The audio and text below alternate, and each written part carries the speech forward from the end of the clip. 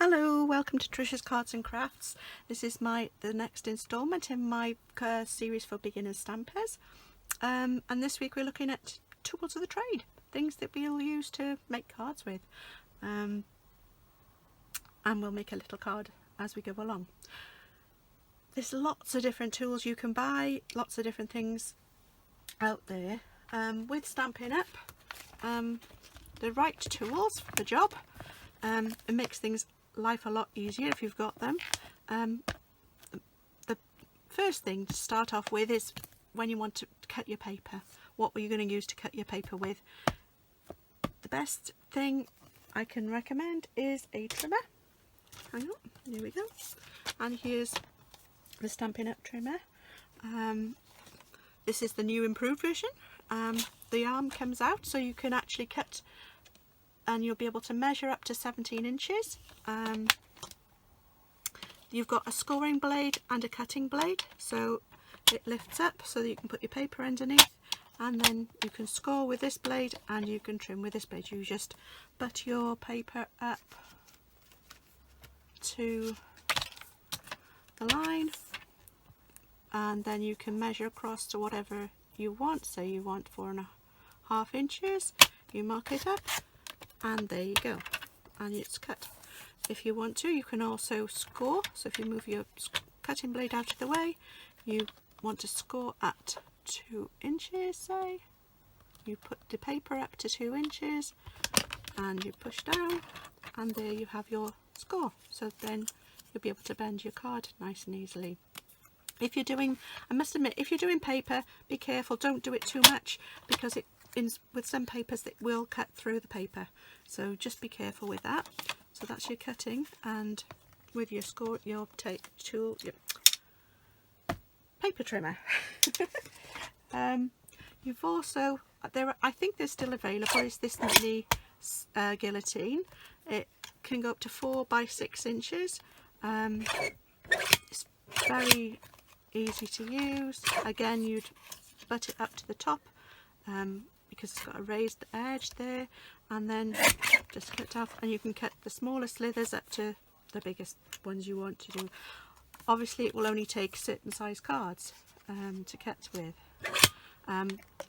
These are really good.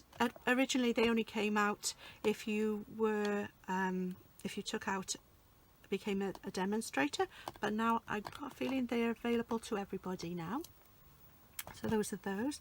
I haven't got the scoring board yet, but I am going to get it.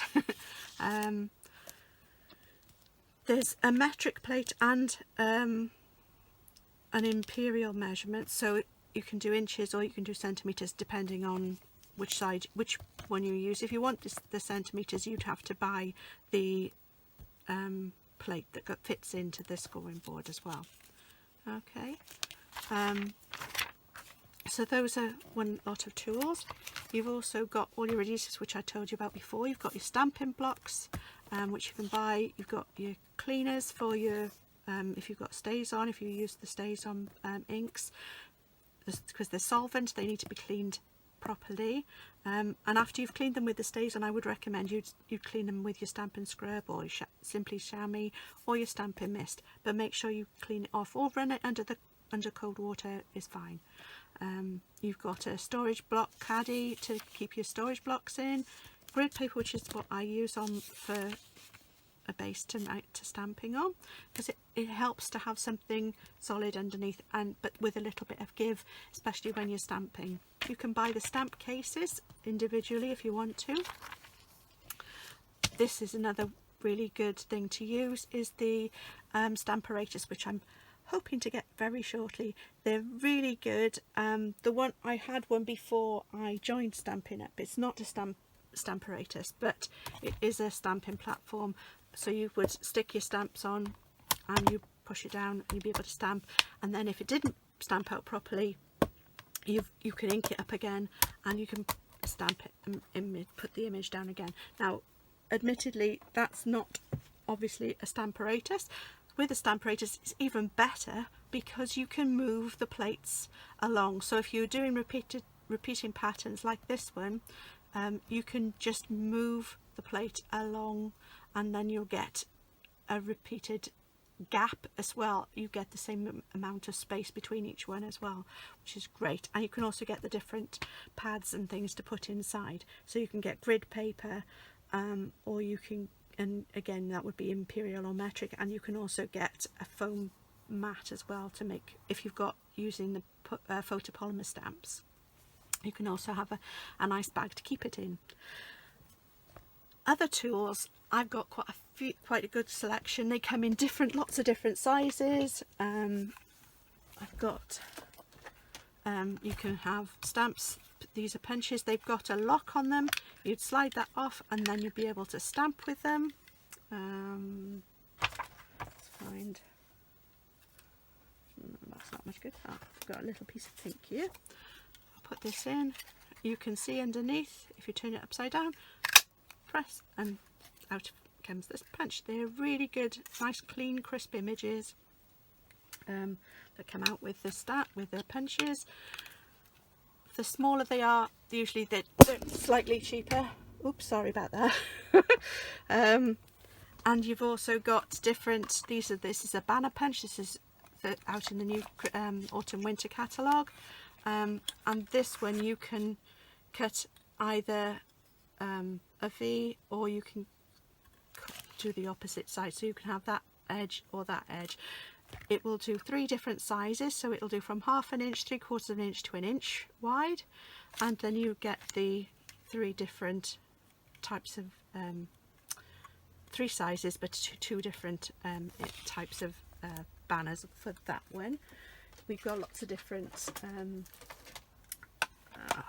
this is one that's retired now, but that was the Starburst punch, great for doing circles. And I've got another one that does, again, 3 different sizes. These are slightly bigger, 1 inch, 1.5 inches and 2 inches, and this is just gives you a nice decorative tag topper. So those are some of the punches that I've got. There's lots and lots of different punches you can get. This is one, if you'd like to start, or if you haven't got one, to start cutting and embossing, die cutting, you need to get a machine to do that with. There's Stampin' Up! Just brought out 2 new ones. They'll be coming out for everybody at the beginning of September, but at the moment, if you want to become a demonstrator, you can buy one now. The larger one is £112 and the mini is £56, and you can get, it comes with the plates, but you can also buy the plates separately as well. So you can buy you've got the base plate, you've got a magnetic cutting plate, which is great when you're putting dies down because they don't move, and your cutting plates, speciality plates. If you're doing embossing and you've got embossing folders, there's 2 different types of embossing folders. You've got the standard embossing and the 3D embossing folders, which I'll show in another video. But if you're doing the 3D embossing, you need the speciality plate. And also you take your pick tool, and you can have a brush that will go with that, which helps to take your dies out of the paper, out of your dies, I should say, which will fit onto your tool. This is a take pick tool. It's got lots of different tools you can put in, so you can have a pick tool, or you can have this tool. There's an embossing. This also comes out, I think, or no, that one doesn't, sorry. This is what I use for picking up embellishments. It's great for sequins and placing rhinestones and different things onto your mat. You can get refills for this as well, because you get a little bit of putty that comes in the end, and that helps then to be able to pick the things up with. I think those are all the tools that I wanted to show you in the catalogue. Obviously you've got your snips. These are brilliant. They're so they've got such a sharp edge right to the end. They're really good for cutting intricate things. So if you're doing fussy cutting, these are really good to fussy cut with. you've got these. This isn't one of them, but you can now, we've now selling the water brushes. There's 3 different sizes. These are great if you're using the watercolor pencils, and you just fill the reservoir with water, screw it on, and then you've got a brush. You don't have to worry about pots of water, and especially tipping up and things like that. Obviously you need an eraser. This is a special eraser. Again, we don't sell these, but we used to sell these at one point. We don't sell them anymore. This is an eraser that erases adhesive. So if you've got adhesive on somewhere and you want to get it off, this will get it off for you. So don't worry if you make a mistake. If you're doing any heat embossing, we've got a heat emboss tool as well, which I haven't got because I already got one before I joined Stampin' Up. But you will need a Stampin' Buddy. Again, we don't sell these anymore, but you can get them. It's like a chalky talc sort of cornflower inside, and you put it onto your surface before you stamp with it, before you stamp your Versamark ink with it, and that then stops any oils from your fingers that might be on the paper, and you get a better, crisper image. If you're also doing either using your ink pads or your watercolor pencils, you can use the blender pens. I think they're filled with alcohol, like rubbing alcohol, but you could use water with them once they've run out. If you wanted to, you could use them as a brush afterwards. They're dual tips. They're both the same. There's not one narrow and one thick end, but they're really good. Once you've finished using them, if you just scribble with them a little bit, and the colour then will come off. They're really good. Again, if you're using these on normal paper, just be careful. Don't use them too much because they will pill your paper, but that will be the same with a brush. Whatever you use, you will get pilling if you use anything sort of damp on normal paper. This is a spritzer. These are really good. If you want to spray some water onto your picture, sometimes if you put some ink down, you lay ink down and you want a different sort of finish to it, you can do it onto a block. You put some ink on a block, spritz it with some water, and you can get some lovely different types of finishes then. So that's the spritzers. They're really nice. It gives it a nice fine spray of water. So we've done the blender pens. These are the Stampin' Write markers. You can get the different colours, but this is the black one. This is great for if you're journaling. You've got the 2 ends, so you can colour in if you're necessary with one. You could use it instead of a stamp, an ink pad, and the fine tip to write with as well if you're journaling and things like that. We've also got these sponge daubers.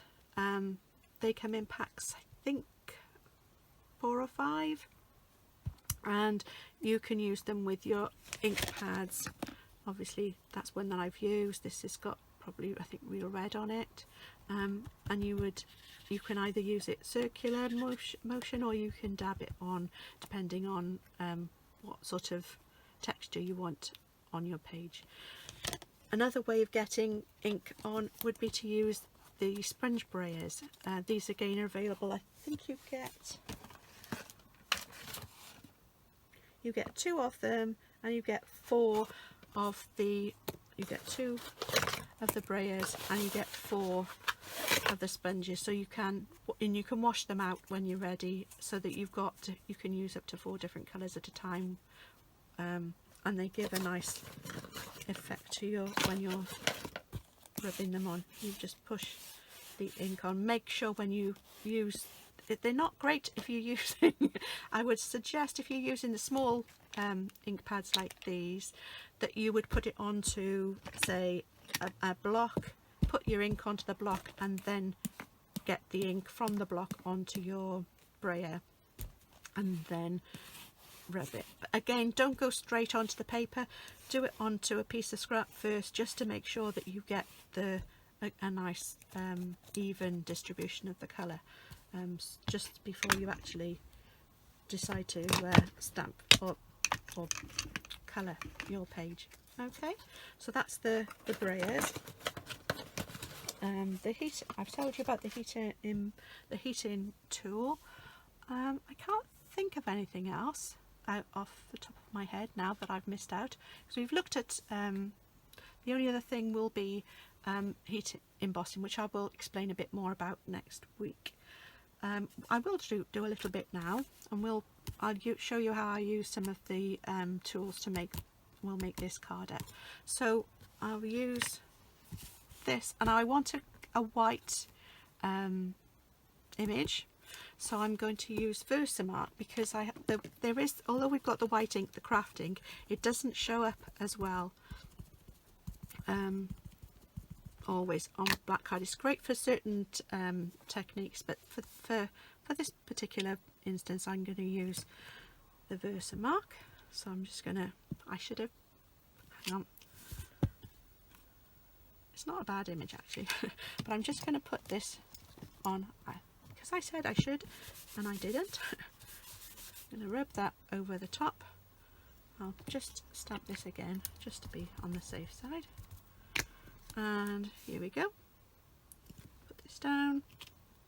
Whoops, there we go. You can see it quite well now. And I'm going to use white embossing powder. I'll just get a little bit of scrap paper. There we go. I'll put that on here. Plenty down. And as you see, although I have got a little bit of a mark here, just make sure it's really nicely covered.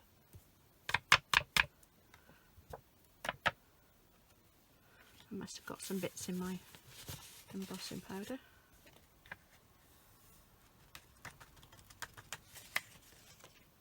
There we go.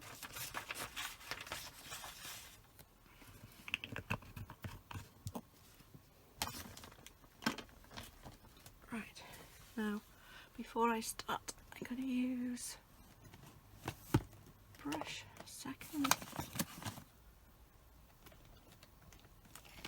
This will do. Just want to get a couple of these little stray bits off. There. So you can just use a nice dry brush, and you can take any stray little bits that come off. There we go. I think that's okay now. There we are. Should have been a lot cleaner than it was. There we go, never mind. That's fine.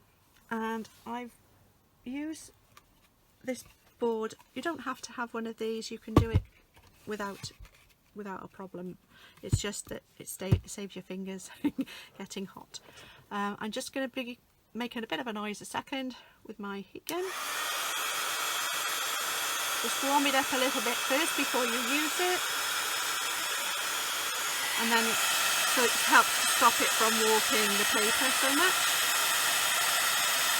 And as you can see, the heat changes the powder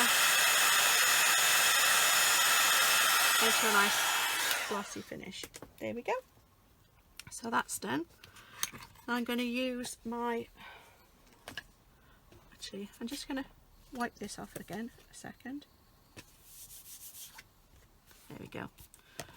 And I'm going to cut this out using the snips, so I'll just show you how easy these are to use and how nice you can get nice and crisp this is. Just going to go around the outline because I just want to cut this out.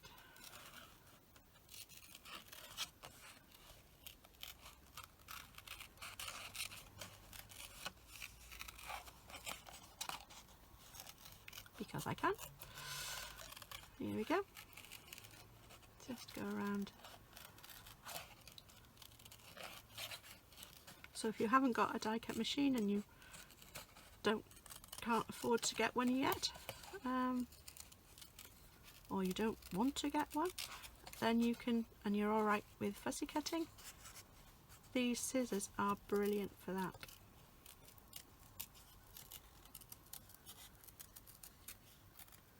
So I've got my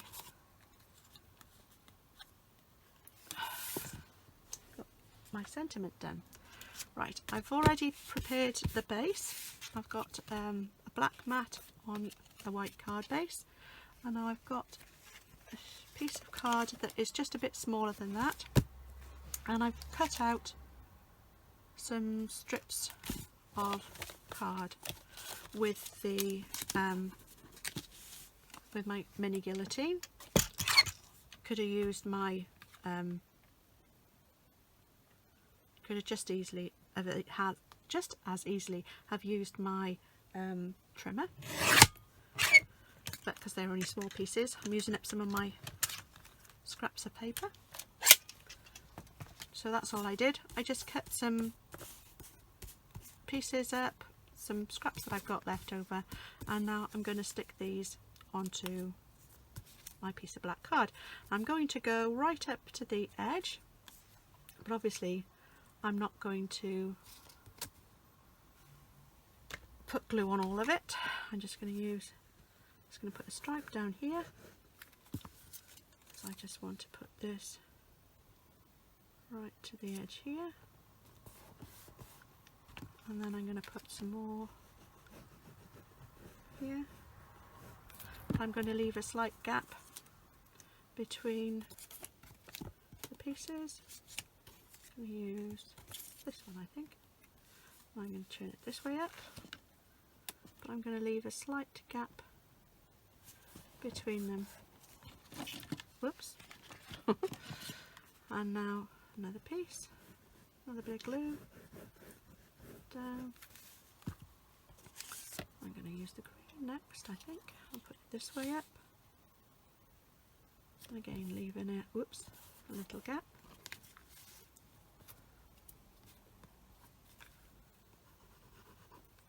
Put some more glue down.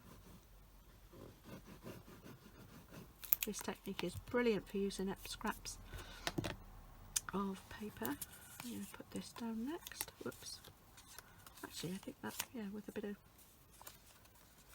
the orange and the yellow.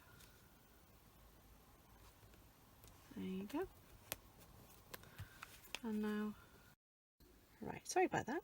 I don't know what happened there. So this is what I've done. I've cut all the pieces and I've stuck them all onto my sheet. I'm just going to wait for a minute because that's going to dry. And this is where the adhesive rubber comes in very useful, because I've managed to get some adhesive just in there, so I can rub that off. And there's also, I've got some on my fingers, but there we go. And there's also some in here.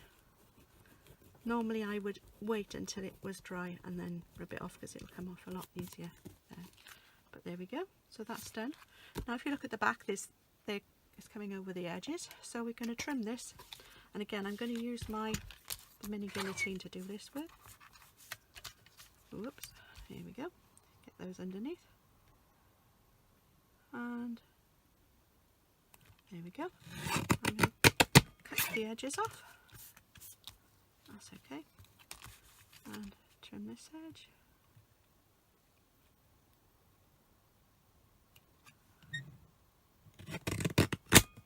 There we go. And then this one. This is great for using up your scraps, and it gives a lovely, it can be used depending on the colours you've got, it can be used for masculine or feminine cards. Right, so now we've done that, this is a technique I saw used by Bruno Bertucci, I think it is. His wife is a Stampin' Up demonstrator in Australia, There we go. And then we'll just stick this on. That's the reason I had the black card underneath as well, because it gives a nice border around the outside to help it stand out. Here we go. Just put this on.